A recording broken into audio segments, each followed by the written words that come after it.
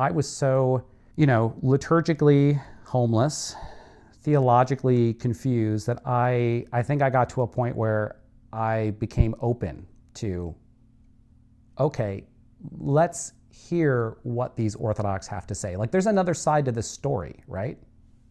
All I've heard is sort of this very superficial, apologetics, polemics against Orthodoxy, but they have, they're serious. These people I knew, these friends of mine, very serious Christians, very smart, brilliant people, they're not just, stupid or evil or whatever. I should take this seriously. And so I was, picking up books left and right. I would just get random ones out of the library. I didn't, ask them for some recommendations. The first one that really hit me for whatever reason was Metropolitan Callisto Ware's The Orthodox Way. I know a lot of people start with the Orthodox Church.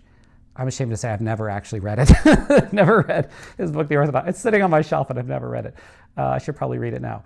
But I read The Orthodox Way, and something about it cut through everything, just cut through everything. Like, this is it. Like, his perspective was so refreshing, It just cut through all the noise and said, this is it. This is what Orthodoxy is. Again, not in a polemical way, not in a I'm gonna beat you over the head and convince you way, but just showing you what it was, right? As much as you can in a book. And so then, around the same time, coincidentally, providentially, my wife and I, we move into a new apartment.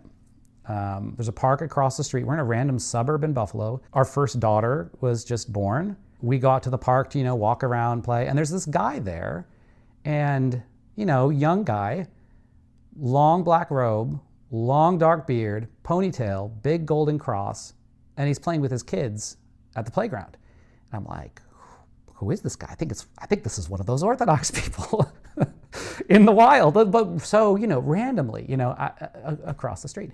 And, just, as parents do, nod politely and sort of maybe say hi, at the park.